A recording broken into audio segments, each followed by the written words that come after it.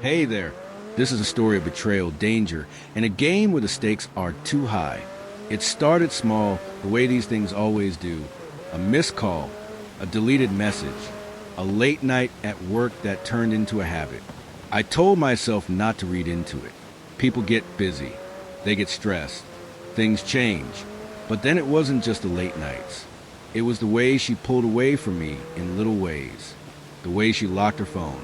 The way she avoided eye contact when I asked about her day. And the smell. It was faint at first. A different perfume on her clothes. A cologne that wasn't mine. That didn't belong to me. I tried to ignore it. I tried to pretend. But pretending only works for so long. So I did something I never thought I'd do. I asked for proof. A friend of mine knows a guy. A private investigator. I didn't even need to tell him much. Just a name, a few details. 2 weeks later, I had the answer I already knew, but wasn't ready to admit. She was cheating. And worse, she looked happy. The photos were sharp, high quality, crystal clear. No denying it. There she was, standing outside some fancy hotel. Her arms around a man I'd never seen before. Tall, well-dressed. The kind of guy who looked like he never had to check his bank account. The way she smiled at him. The way she leaned into him. I don't know how long I stared at those pictures. I don't remember how it felt. I just remember what I did next. I went home. I didn't wait for an explanation. I didn't ask her why. I didn't scream or throw things. I just packed her stuff into a box. Every dress, every book, every little thing that smelled like her. I put it all by the door and sat on the couch, waiting. She came home late that night, as usual. She saw the box before she saw me. For a second, she just stood there. I didn't want it to end like this, she said. Her voice was quiet. But you knew it would, I replied. She nodded, took a breath, picked up the box. And then she was gone. That was 2 weeks ago. Since then, I've been existing. I go to work. I come home. Sometimes I come here, to this bar, where no one knows me and no one asks questions. I sit in the same booth, order the same drink. Whiskey. Neat. I stare at the glass, watch the ice melt, and pretend I'm fine. I'm not fine. And then tonight, something happened. I was sitting here, lost in my thoughts, when the door to the bar swung open. I don't know why I looked up. Maybe instinct, maybe habit. But when I did, I saw her, Sophie, standing in the doorway, scanning the room. And when her eyes found mine, I saw something I never expected. Fear, not regret, not guilt. Fear, like she was running from something. Like she was looking for me, because she had no one else. Like something had gone terribly, terribly wrong. And for the first time since she walked out that door, I felt something other than numbness. I felt dread. She hesitated in the doorway. For a split second, I thought she might turn around and leave. I should have let her. But instead, I sat there, frozen, watching as she finally stepped inside. Her eyes darted around the bar like she was expecting someone, like she was afraid of someone. She looked different, not just tired, but shaken. The kind of look you get when you've seen something you can't unsee. And then her gaze landed on me again, and I saw the slightest flicker of relief. I don't know why, but my stomach tightened. She started walking toward me, slow, cautious. I could feel the bartender watching, probably wondering if this was about to turn into a scene. But Sophie wasn't angry. She wasn't smug. She wasn't even sad. She was scared. When she reached my table, she didn't sit. She just stood there, gripping the strap of her purse, so tightly her knuckles were white. "Can I sit?" Her voice was quiet, unsteady. I should have told her no. Should have told her to walk right back out that door, just like she did 2 weeks ago. Instead, I just gestured at the seat across from me. She sat down. For a moment, neither of us spoke. I wasn't going to make this easy for her. If she wanted something from me, she was going to have to say it. She exhaled, rubbing her hands together like she was trying to warm them up. "I know I'm the last person you want to see." That was an understatement, but I didn't know where else to go. I raised an eyebrow. "That a joke?" She flinched, but I didn't care. She was the one who left. She was the one who threw everything away. And now, suddenly I was her last resort? Luke, she hesitated. Something's wrong. I leaned back in my seat. Yeah, no kidding. She shook her head. Not. She took a breath, trying to steady herself. Not about us. Something else. Something bad. I watched her for a second, the way her fingers trembled slightly, the way she kept glancing over her shoulder. Are you in trouble? I asked finally. She swallowed. I think someone is following me. I didn't say anything, just waited. She hesitated before continuing. It started a few days ago. At first, I thought I was just being paranoid, but I kept seeing the same car, the same man, always at a distance, never too close, but close enough. I frowned. You sure it's not just a coincidence? She looked me dead in the eye. 2 nights ago, someone broke into my apartment. That got my attention. I sat up a little straighter. What? She nodded. I wasn't home. But when I got back, the lock was busted. Nothing was missing. Nothing was touched. Just the door left open. I didn't say anything, because suddenly, something didn't feel right. I should have told her to go to the police. Should have told her this wasn't my problem. But something in her voice, something in her eyes, made my gut twist, because whatever was happening to her, I had a bad feeling it wasn't over. I should have told her to go to the police. That was a logical thing to do, right? If someone broke into her place, if she thought she was being followed, she needed to report it. She needed to get the hell away from me and deal with it on her own. But I didn't say that. Instead, I found myself staring at her, watching the way her fingers trembled against the table, how her lips pressed into a thin, unsteady line. I knew that look. Fear, not just nervousness, not guilt, real, bone-deep fear. And as much as I wanted to hate her, as much as I wanted to tell her this wasn't my problem, I couldn't shake the feeling that maybe it was. Did you call the cops? I asked finally. She hesitated. That hesitation told me everything. Sophie, my voice was sharper than I meant it to be. Tell me you at least called them. She shook her head, her hands gripping the edge of the table. I can't. Why the hell not? She glanced around the bar again, lowering her voice. Because I don't think this is just some random break-in, Luke. I think whoever did it was looking for something. I frowned. What could they possibly be looking for in your apartment? She swallowed hard. I don't know. I leaned back, rubbing a hand over my face. This was insane. She was being followed. Someone broke into her place. And now, instead of calling the cops, she was sitting here in front of me, looking like she was one wrong word away from falling apart. I should have walked away. I should have told her I didn't care. But then she said something that made my stomach drop. I think it has something to do with him. I went still. For a moment, I didn't say anything, didn't move, just let the words hang in the air between us. Him, I repeated. My voice was quiet, controlled. She knew exactly who I meant. The guy in the suit, the one from the photos, the one she left me for. She nodded slowly. Something ugly twisted in my chest. Tell me, I said. She hesitated again. I could see it. She was debating how much to say, how much she could trust me. But she must have realized she didn't have any other options. We were together for a few months before I left, she admitted. Her voice was barely above a whisper. I thought I knew him. But after I moved in with him, things started feeling wrong. I clenched my jaw. I didn't want to hear about what they had. I didn't want to picture it. But something in her voice, something raw, kept me listening. He was secretive, she continued. He had things, papers, documents. He made calls late at night, always stepping out of the room. And when I asked questions, he'd get angry. I narrowed my eyes. Angry how? She hesitated. Then quietly, the kind of angry that makes you scared to ask again. A chill crawled up my spine. He was into something, she went on. Something bad. I don't know what, but I know he didn't trust me. And then a week ago, he disappeared. I stared at her. Disappeared? She nodded. Gone. Just gone. No calls. No messages. His place was completely emptied out, like he never existed. Something was wrong. This wasn't just some cheating ex coming to me because she had regrets. This was bigger. And now, whoever had been after him might be after her. Or worse, might be after both of us. I should have walked away.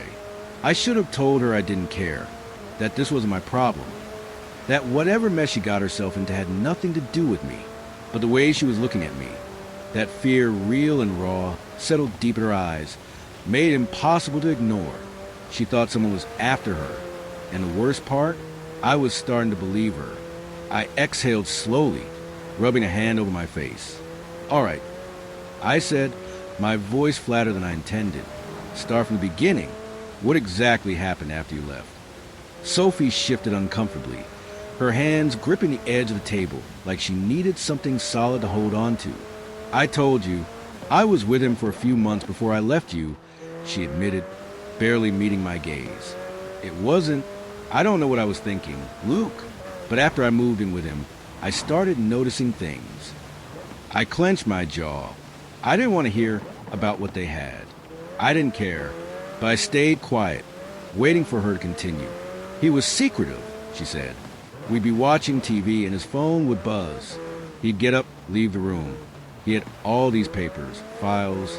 I don't know what they were, but he never let me near them." "You never asked?" I said, narrowing my eyes. She let out a bitter laugh. "Of course I did, but when I did, he got angry." A cold weight settled in my stomach. "What do you mean, angry?" She swallowed hard. "Not violent, if that's what you're thinking. But the way he looked at me, like he was deciding whether or not I was a problem." I exhaled slowly, processing that. "And then he just disappeared?" She nodded, her fingers tightening around her purse strap. "A week ago, I came home and he was gone. No note, no calls, nothing. His apartment? Completely cleared out, like he never even lived there." A bad feeling crept up my spine. "Did you tell anyone?" She shook her head. "Who would I tell, Luke? I didn't even know who he really was." "And the break-in at your place?" 2 nights ago." She inhaled sharply, her eyes flicking toward the door like she expected someone to burst in at any second. "I got home late. The lock was broken. The door was open, but nothing was taken." I frowned. "Not even cash? Electronics?" She shook her head. "They weren't there to rob me, Luke." Her voice was almost a whisper now. "They were looking for something." I sat back, letting her words sink in. I didn't know what kind of trouble she had gotten herself into, but one thing was clear. This wasn't just about her anymore. If someone was after her and she had come to me, that meant I was in it now too. I knew I should have told her to leave. Told her that whatever trouble she was in wasn't my problem, that she lost the right to run to me the moment she chose him. But I didn't. Instead, I sat there, watching her fingers tremble against the edge of the table, her eyes flicking toward the door every few seconds like she expected something, someone, to walk in at any moment. Sophie wasn't just nervous. She was scared. And despite everything, despite the way she had ripped my life apart, I couldn't shake the feeling that maybe, just maybe, she had walked into something far worse than she'd ever expected. I took a slow sip of my whiskey, setting the glass down before finally speaking. "So, let me get this straight," I said, keeping my voice even. "You left me for some guy in a suit. He turns out to be involved in something. You don't know what. And now he's vanished. Your place got broken into, and you're being followed." She swallowed hard, nodding. I let the silence stretch between us for a moment. "And you thought coming to me was your best option?" Sophie flinched. "I didn't know where else to go, Luke." I leaned forward, resting my forearms on the table. "That's not an answer." She exhaled shakily, looking away. I ran a hand through my hair. I should have walked away. I should have let her deal with this on her own. But something about the way she was looking at me, desperate, hollow, not like the woman I once knew, made it impossible to ignore. "You're not telling me everything." I muttered. The words caught in her throat. Before she could finish, the door to the bar swung open. Her entire body went rigid. I followed her gaze. A man had stepped inside. Tall, dark hair, sharp, angular features, dressed in an expensive-looking black coat, the kind that screamed power, the kind of man who didn't just have money, he had control, and his eyes, they were scanning the room, searching, the moment Sophie saw him. Her fingers dug into the table. I didn't need her to say it. I already knew. That's him, isn't it? I murmured. She barely nodded. Not the guy from the photos. Someone else. Someone worse. The air in the bar felt different now. Tighter. Heavier. Like a storm was rolling in. Slow and deliberate. The man took a few steps forward, his movements calm, measured. Like he knew exactly what he was looking for and wasn't in a hurry to find it. His eyes flicked over bartender. The couple in the corner. The drunk slumped over at the bar. And then they landed on me. No, not me. Sophie. She inhaled sharply, her entire body tensing, but she didn't move. I shifted slightly, placing my hands flat against the table. Do you know him? I asked quietly. Her breath hitched. Not really. I didn't like the way she said that. You're going to have to do better than that, Sophie. Her gaze flicked back to mine, wide and pleading. Luke, please. I don't know who he is, but I know he's dangerous. We need to go. We. She had already decided I was in this with her. I should have been furious. I should have told her to get up and walk out on her own.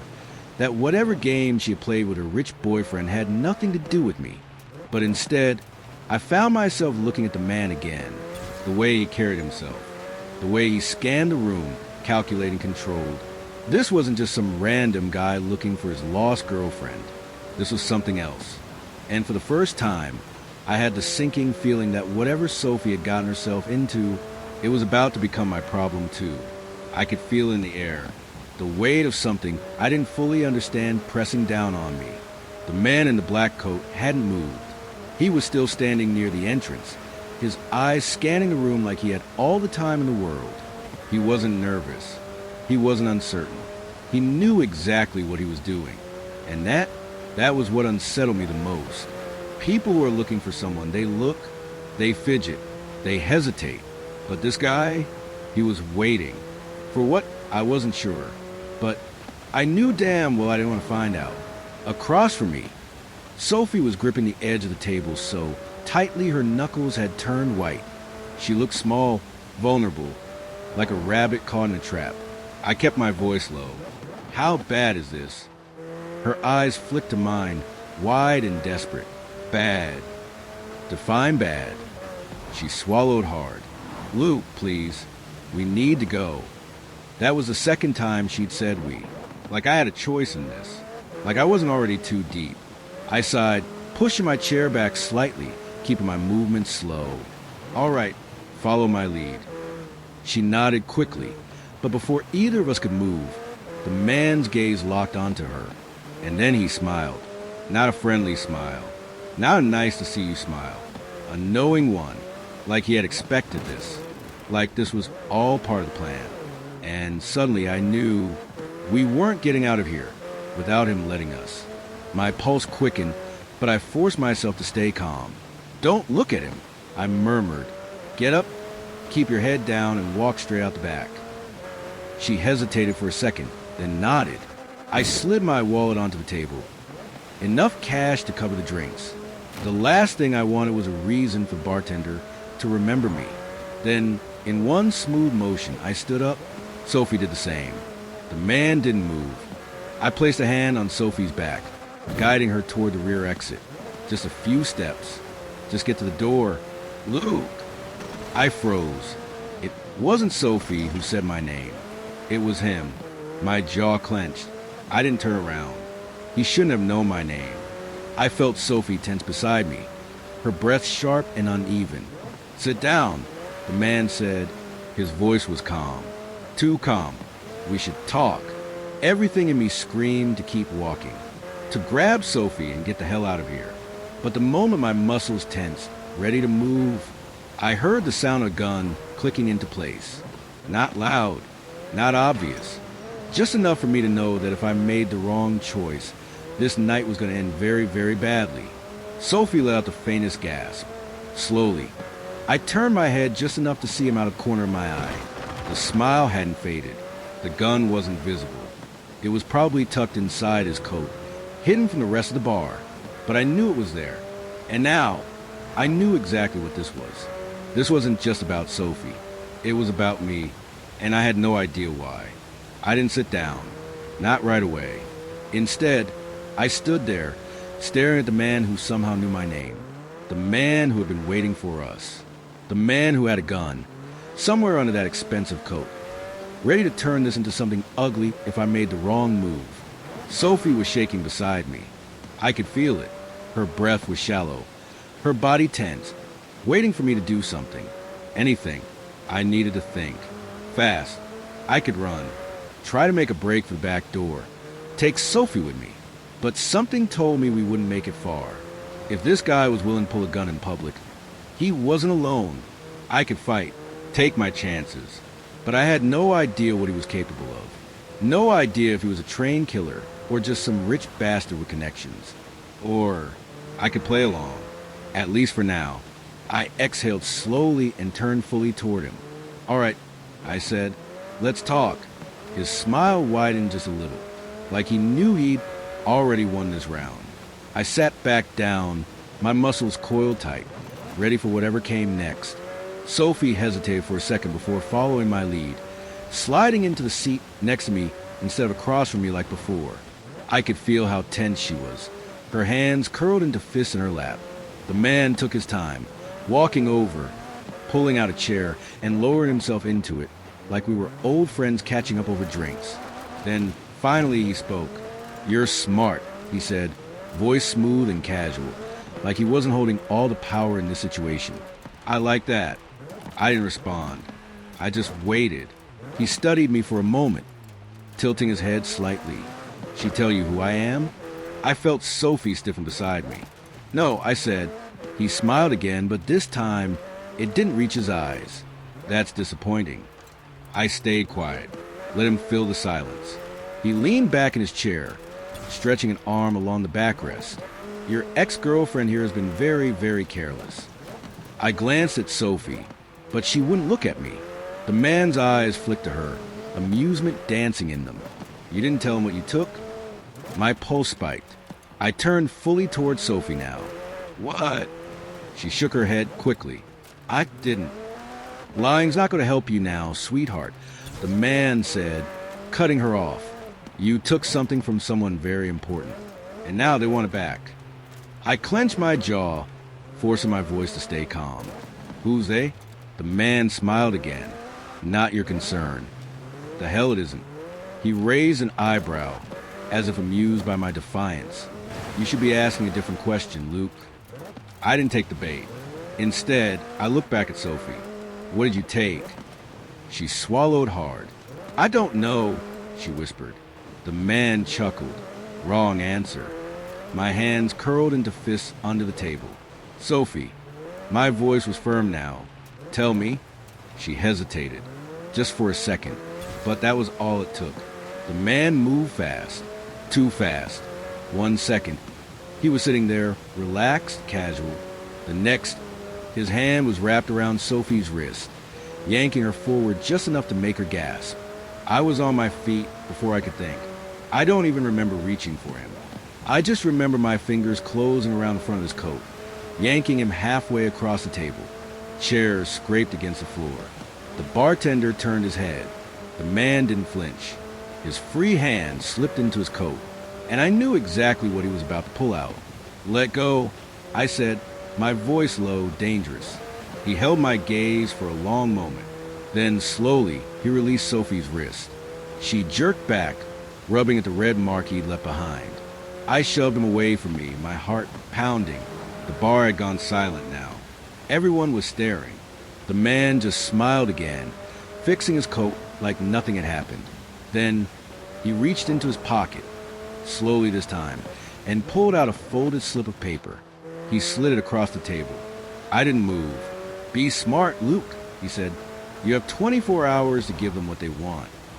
I didn't pick up the paper. Instead, I looked at Sophie, because I already knew this wasn't just about her anymore. It never was. I didn't move, The slip of paper sat there on the table between us, as if it was just an ordinary note, something casual, something unimportant. But it wasn't. It was a ticking bomb. Sophie was breathing fast beside me. I could feel the way her body tensed, the way she kept rubbing her wrist where he had grabbed her. She was scared, and I was pissed. Slowly, deliberately, I picked up the paper and unfolded it. A single address. That was it. No name, no instructions, just a location written in neat, precise handwriting. I exhaled through my nose, pressing my thumb against the paper, feeling the weight of it. 24 hours to give them what they want. I looked back at the man, my jaw tight. And if I don't, his smile didn't waver, then they'll take it. Sophie inhaled sharply. I didn't react. I just slid the paper into my pocket. Who's they? You don't need to know. I leaned in slightly. See, that's where you're wrong. The man studied me for a moment, and for the first time, the amusement in his eyes flickered, just for a second. Then he leaned back, straightened his coat, and stood up. 24 hours, Luke. With that, he turned and walked out of the bar. I didn't move until the door swung shut behind him. Only then did I let out the breath I hadn't realized I was holding. The bar was still quiet. People were watching. The bartender was watching. I forced myself to sit back down, forcing the tension out of my shoulders, pretending like everything was fine. Nothing was fine. Sophie was shaking. Luke. I held up a hand. Not here. Her mouth snapped shut. We sat there for another minute, just long enough to make it seem like we weren't rushing out. Then, without another word, I stood up and walked toward the door. Sophie followed. Outside, the cold air hit me like a slap to the face. The street was mostly empty, just a few people passing by, minding their own business. No sign of a man. I turned to Sophie. Start talking. She swallowed. Luke, Don't. I snapped. No more lies. No more I don't know. You don't get to do that anymore. You walked into my life tonight and made this my problem. So now you're going to tell me exactly what the hell is going on. She flinched at the sharpness of my voice. But I didn't care.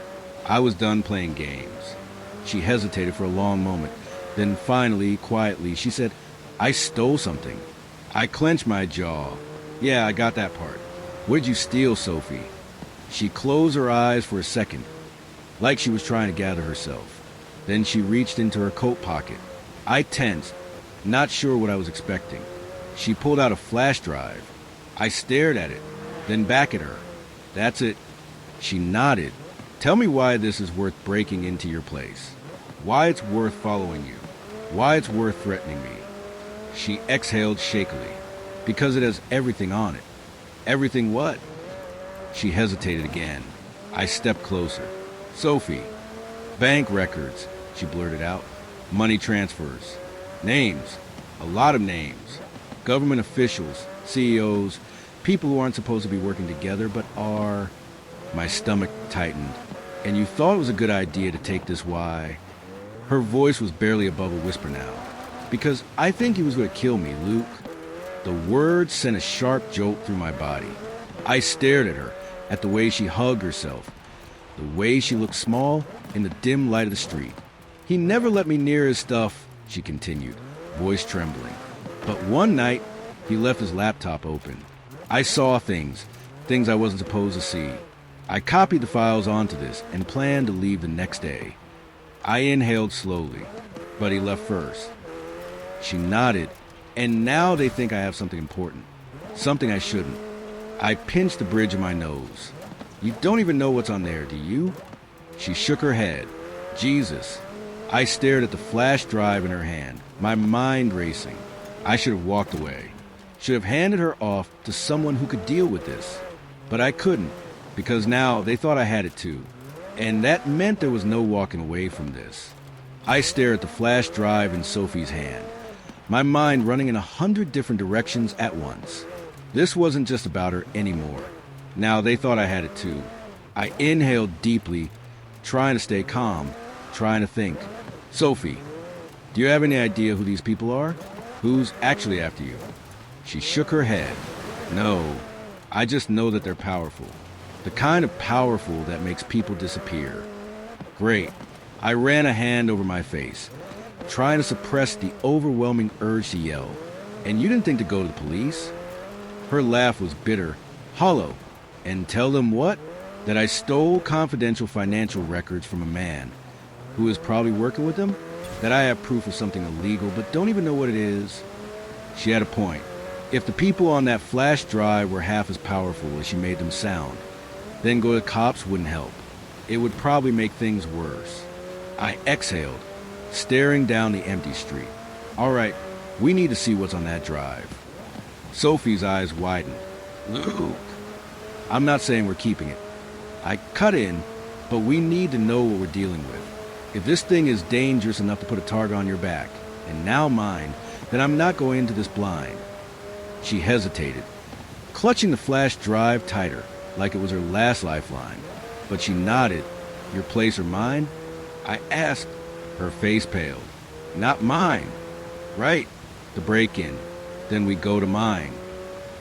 15 minutes later, we were in my apartment. It was small, nothing fancy, just a couch, a TV, a kitchen that I barely used. But it was safe. For now. Sophie paced back and forth while I grabbed my laptop.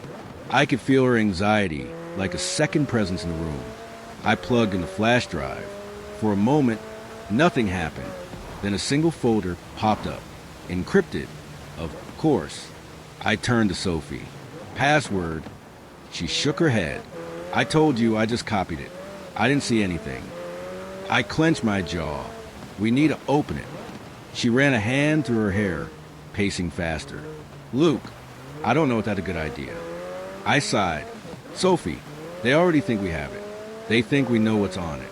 Not knowing doesn't make us any safer. She stopped pacing. I double-clicked the folder. A password prompt appeared. Sophie leaned over my shoulder, biting her lip. Try his name, first and last. I typed it in. Nothing. His birthday? Nope. I stared at the screen, thinking, if this guy was as careful as Sophie said, he wouldn't use something obvious. He'd use something coded, something only he would understand. Then an idea hit me. I looked at Sophie. What was the name of the hotel in the pictures? She blinked. What? The hotel. The one in the photos where I caught you with him. What was the name? She swallowed hard. Renaissance Grand. I typed it in. The folder unlocked. Sophie let out a shaky breath. How did you? Because men like him are arrogant. I exhaled, and he thought no one else would ever get this far. Inside the folder were dozens of files. Documents, spreadsheets, transaction logs, email exchanges, and a video file.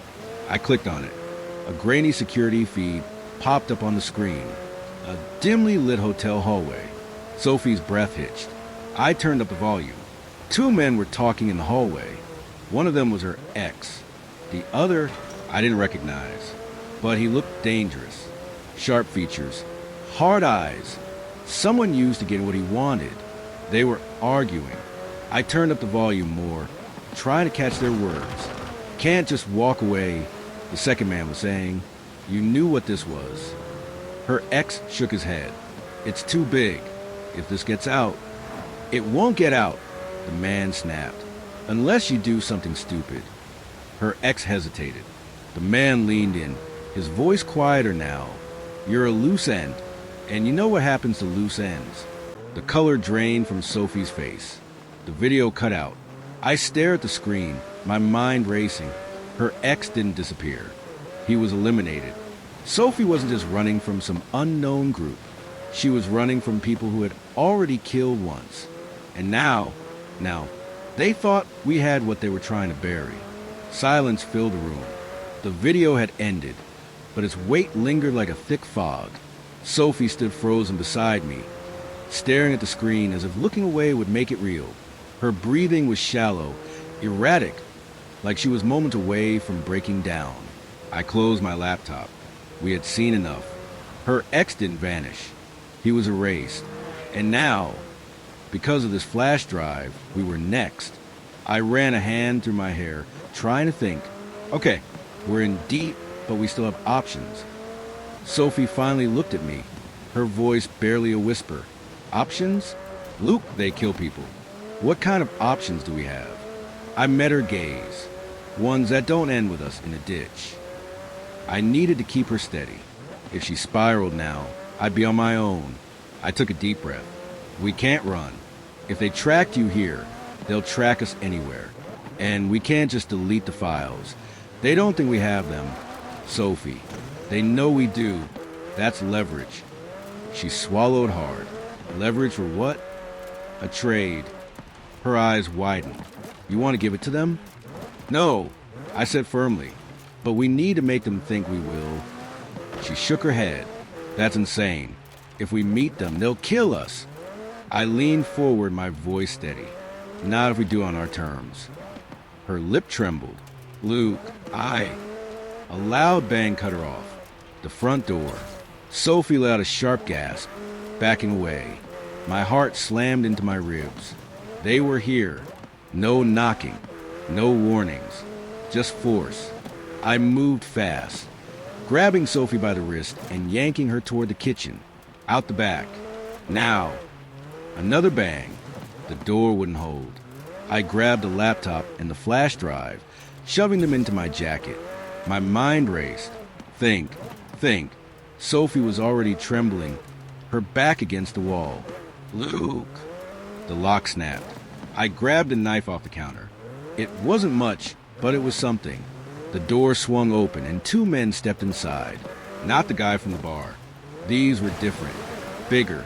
More muscle than brains. One of them spotted me instantly, his hand moving under his coat. Gun. I didn't wait. I lunged. The knife slashed across his forearm before he could pull the trigger. He grunted, stumbling back. His partner moved fast, swinging at me, but I ducked. The room blurred. Fists movement. Impact. Until I felt something heavy slam into my ribs. Pain exploded through my side, and I hit the floor hard. Sophie screamed. No. I blinked through the pain.